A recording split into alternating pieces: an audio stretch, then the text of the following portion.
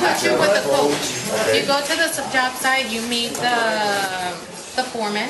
Right. Once you're introduced to the foreman, then we do our regular safety meetings that we do every morning. And then after that, he puts you with one of a coach. Coach is the one that kind of shows you and guides you on how to do stuff, you know, measurements, how to take measurements, and how to read the prints and everything. And that's who your coach is. So your training was very hands-on. Yes, which is fantastic. I'm a hands-on person. I grew up where, of course, I was the only female. They wanted the female to work in the office, do office work. My brothers do the hard work. One day, when I went to marriage, I said, I wanted to give it a try, and I loved it. I'm physically hands-on person. So you enjoy working outside of the office, in a place like this where you're using your hands and you're building things. Yes. What gives you the most satisfaction from what you do every day? As a female, honestly, as a person, no, as a person, I have to talk to see that they know I could do the job. They don't just see me and say, "Oh, she's a girl, she don't know how." On the contrary, it's like, man, she knows how to work. Do you get a joy looking at what you build? Oh, yes. And even before it even gets here, when you see your finishers floating, what you just rocked, and you're walking in the aisles in the morning, they're like, it amazes you to see what you built. Yeah, tell me about that wall behind you. Like, tell me about the layers that they're building here in this part of the hospital. That bulletproof right now? Yeah. The bulletproof wall? Yes. This is sheetrock. This is fiberglass. Fiberglass, so that in case the prisoners are brought in, exactly. Yes, then it's bulletproof. It's bulletproof. What we do, we frame. It's a regular wall. We do the it's framed like a regular wall, but we put the bulletproof on there first, and then we come and then we put the sheetrock on top of it. And then you said after the sheetrock, then the finishers. Then the finishers come and they float it, make it look all nice and neat for the painters to come in, paint it. The finishers, they take all the bumps and all the little dents and everything. Do the finished product.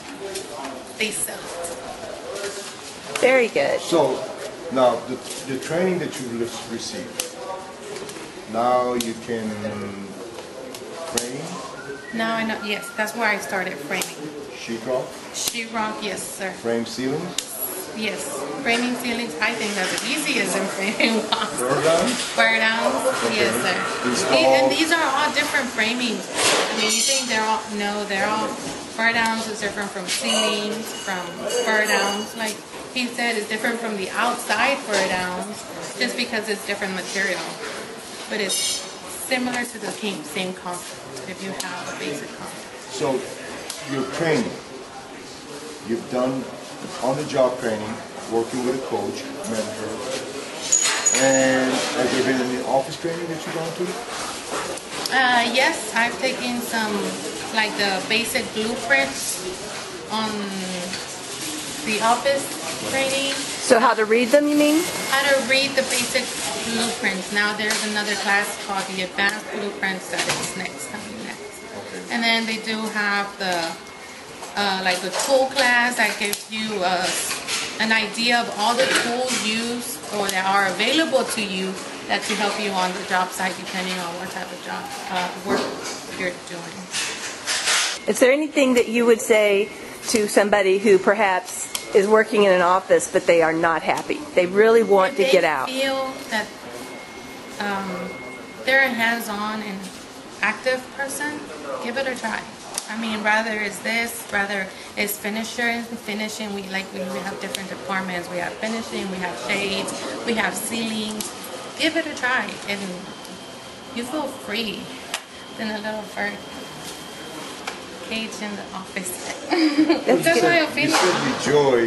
You get a joy to seeing what you create. Exactly. That's where you get your satisfying to see what you've done. Gloria, what was the image that you had from construction before you started working at Marek? The image I had of construction. Did you think it's a professional job, or did you think? No, I didn't think. I thought it was people who.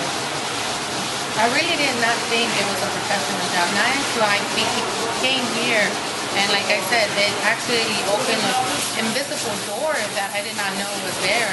That you can make this a career. So do you consider this to be a career? Yes. This is not just a short-term job for No. a couple of years. If you like it, it's not a short-term job because you can have your.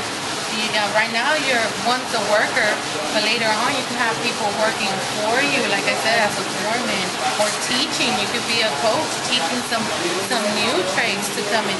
It's always beautiful to know a trade, to know how to build something, because if anything goes, you always have something in, I guess, to support your family, to fall back and support your family, and it's beautiful. Okay?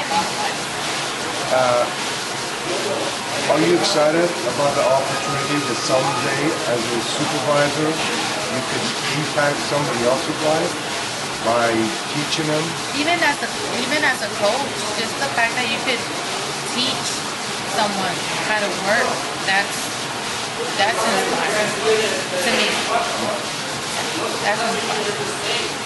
Is the invisible door, do you mean because you didn't know about the career in construction? So there was a door keeping you from knowing about the career? Is that what you mean? People think it's like people that don't have no knowledge, that they just work physically, and they just, and it's not like that. They think it's you just stop here, you're just a worker, you're a worker. No, you grow. What do you tell people when they ask you, what do you do? They don't believe me. They're like, you're a I'm like, and I always say, I'm a sheetrocker. I'm like, and they don't believe me. You can sheetrock? I said, I'm a framer, I'm a rocker. I'm both. And I'm proud of it. I was going to ask you, are you ashamed of it? But no, I'm proud of it. I'm proud of being a sheetrocker.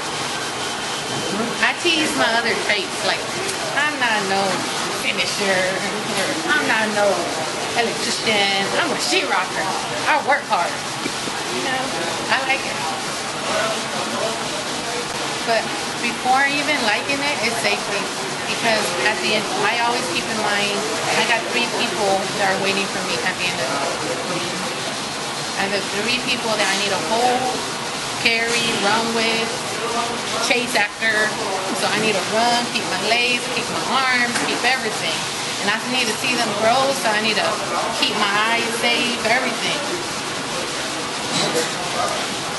Safety first. Above even liking it, safety first. But you can work and be safe. Yes. You just have to consider safety before you do it. Right? Exactly.